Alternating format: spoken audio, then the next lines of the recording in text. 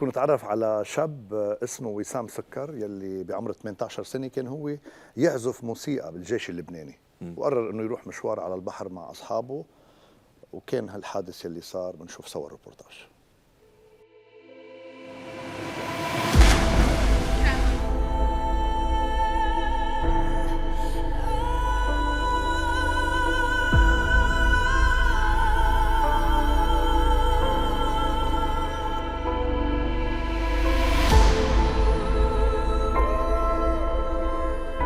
وسام مرحبا، أول شيء بدي أشكرك من كل قلبي، هيك مستضيفنا ببيتك بهالضحكة الحلوة. أهلا وسهلا. وسام، بالبداية بدي أسألك كيف صارت هالحادثة معك ومن أي متى؟ من حوالي 15 سنة بال 2006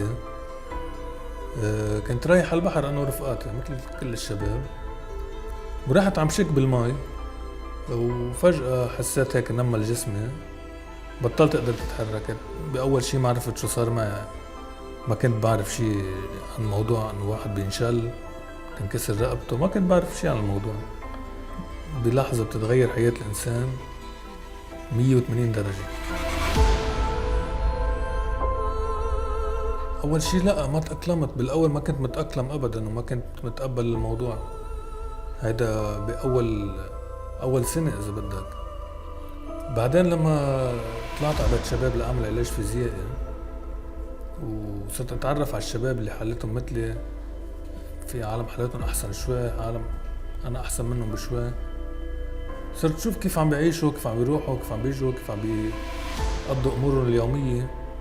صرت اتعلم منهم شوي شوي. هلا اكيد الصلاه والايمان كان له دور كبير، بس كمان المعهد بيت شباب والشباب اللي موجودين فوق، المقيمين فوق، يعني هن المقعدين، هن كان لهم الدور الأكبر. وسام، الواحد ممكن إذا كان مقعد والحادثة اللي صارت معك يكون عايش قاعد بالتخت كل حياته، أنت رجعت قمت وبنيت حالك عن جديد، وبنيت أحلى شيء ممكن يكون بالحياة نشوفه هو العائلة. قديش حلو هالموضوع. هذا كان من أحلى المواضيع اللي صار معي بحياتي. هلا هذا الموضوع ما كان متخطط له من الأول، ما كنت ماشي على خطة أنه بدي أعمل هيك. بعدين صرت تركب الأمور هيك مع بعضها تركب، والحمد لله صارت، وصار في أولاد وصار في، يعني إن شاء الله على قد ما هيك الله رح يقدرنا، رح يعني مش حنقصر قد ما فينا، ما رح نقصر، إن كان أنا وإن كان أمهم. يعني مرتي بتشاركني ب100% بأمور حياتي بكل شيء، وأكيد أنا كمان بكل تفصيل بحياتها أنا موجود. يعني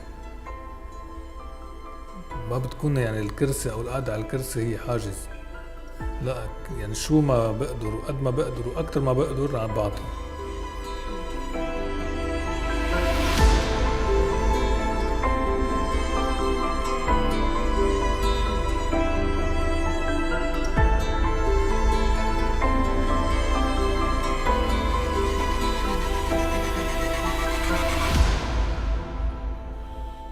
وسام، مساء الخير، اهلا وسهلا فيك مع هالمشاهد الحلوه. ماريا ورفقه الله يخلي لك اياهم.